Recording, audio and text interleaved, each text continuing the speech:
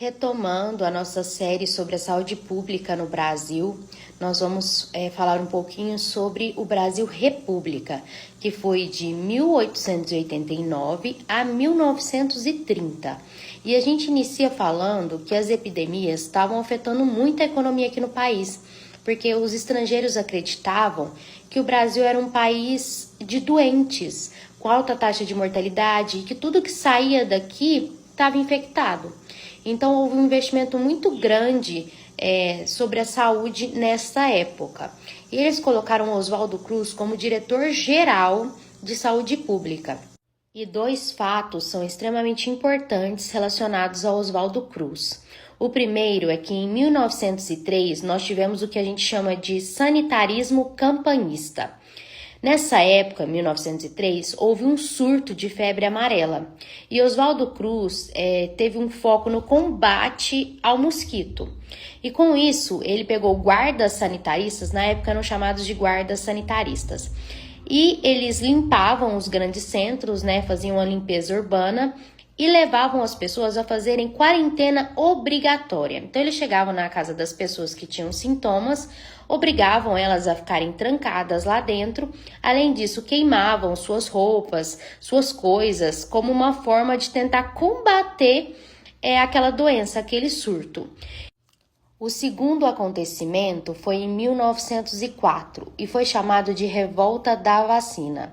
Nessa época, eles obrigavam as pessoas a se vacinarem contra a varíola. Além disso ser impositivo, ser à força, começou pelos pobres, porque eles eram a força de trabalho na época e eram as pessoas que não podiam ficar doentes. Como a gente queria melhorar a nossa imagem no Brasil, então a nossa força de trabalho não podia ficar doente. Então, os pobres acharam que essa vacina era um veneno, que o intuito era matar os pobres. Então, em momento algum, houve uma ação educativa. E isso causou extrema revolta, por isso foi chamada de Revolta da Vacina. Então, foram os dois acontecimentos envolvendo Oswaldo Cruz, o sanitarismo campanhista em 1903, com relação à febre amarela, e a Revolta da Vacina em 1904, com relação à vacina da varíola. Com todos esses acontecimentos envolvendo Oswaldo Cruz, ele é retirado da Diretoria-Geral de Saúde Pública e eles colocam no lugar Carlos Chagas em 1920. E esse médico, Carlos Chagas, ele vem com uma mentalidade, um pensamento diferente de Oswaldo Cruz. Enquanto Oswaldo Cruz ele era impositivo, ele obrigava as pessoas a fazerem as coisas, Carlos Chagas tem um pensamento de educar as pessoas. Ele dizia que a promoção tem que vir antes da prevenção. Então, ele trouxe essa ideia da educação em saúde, educação sanitária, e isso foi muito bem visto pela população na época. Carlos Chagas também faz um convênio com a Fundação Rockefeller, então ele traz mais médicos para o país, além de fundar a primeira escola de enfermagem no Brasil. Outro acontecimento extremamente importante que aconteceu na época do Brasil República foi a criação da Lei Eloy Chaves em 1923. Essa lei cria as CAPs, Caixa de Aposentadoria e Pensão, que foi o pontapé inicial para a Previdência Social no Brasil. Então, uma data e um acontecimento extremamente importante que vocês têm que saber.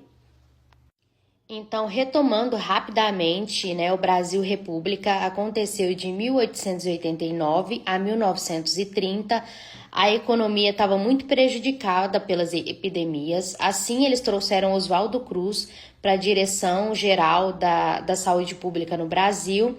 E com Oswaldo Cruz aconteceram dois acontecimentos. O sanitarismo campanhista, relacionado à febre amarela em 1903, e a revolta da vacina, relacionada à varíola em 1904.